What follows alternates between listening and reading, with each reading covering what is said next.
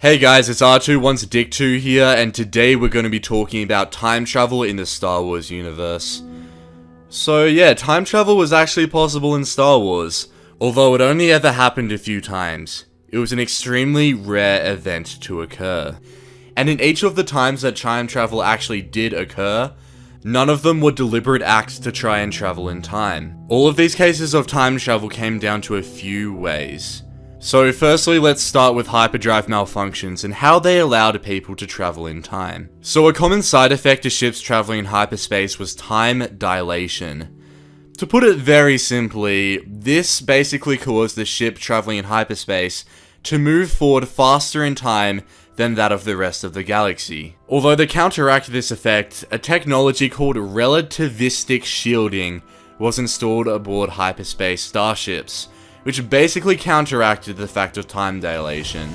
Although there were some cases where a hyperdrive malfunction would occur, leaving the person open to the effects of time dilation, and therefore sending them forward in time. A malfunctioning hyperdrive could also open an unstable hyperspace tunnel, which could lead the people aboard the ship to a completely different part of the galaxy, as well as a completely different time frame. An example of a hyperdrive malfunction which brought people forward in time occurred during the Great Hyperspace War, where a ship was tracking the Sith dreadnought called Harbinger. So pretty much during the battle, this ship's hyperdrive was damaged, and when it fled into hyperspace, the ship actually went forward in time over 5,000 years.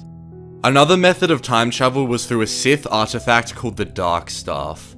The Dark Staff was an extremely powerful Sith artifact which had the power to create a force storm leading to a completely different time period. The Dark Staff was so powerful that thousands of years before the Clone Wars, it was actually in the hands of a species called the Obli species.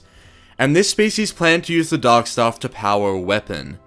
Although when this weapon was activated, the whole planet of Oblis was destroyed, and the remnants of this planet eventually settled to form the Kularian System asteroid belt. Another interesting usage of the Dark Staff occurred years after the destruction of Oblis, when it fell into the hand of the Sith Lord Darth Revan. During a pivotal battle against the forces of the Jedi Order, Revan actually gained possession of the staff, and it generated a hyperspace wormhole that transported him hundreds of years into the future. So I was just doing some research on the Dark Staff, and I think I'm gonna make a whole video dedicated to it because, oh my gosh, there is so much to talk about, and I don't think I'm gonna be able to fit it into today's video, so stay tuned for that, I guess, but let's move on to the next method of time travel. So another method of time travel was the Orb of Passage, which was another artifact that could control time. There isn't actually too much known about the Orb of Passage. I was just doing some research on Wikipedia, and yeah, there's really not too much to say about it, but pretty much it was guarded by a statue, and it was taken by the Jedi Order, and I can't find any examples of it actually being used anywhere, so yeah. Let's move on.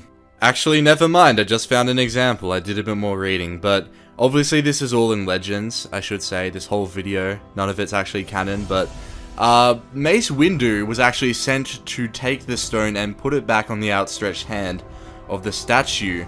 But in doing so, Mace Windu traveled back in time and appeared on a battlefield. I'm not sure which battle it was, but Mace Windu joined the fight and turned the tide of the battle. After spending 4 days in the past, he returned to his own time period and returned back to the Jedi Temple, where Yoda revealed to Mace Windu that the Jedi Council had long known about the secrets of the Orb of Passage, and were simply waiting for the Orb's energies to recharge, and for a Jedi Knight named Mace Windu to join the Order, take the Orb of Passage back to the battle and win the battle. So the time paradox was resolved. I know none of that's canon, but that's an example of it being used, so I thought I'd put it in the video anyways. So yeah, hope you guys enjoyed today's video. If you did, make sure to hit that like button down below, and leave a comment suggesting some other videos I should do.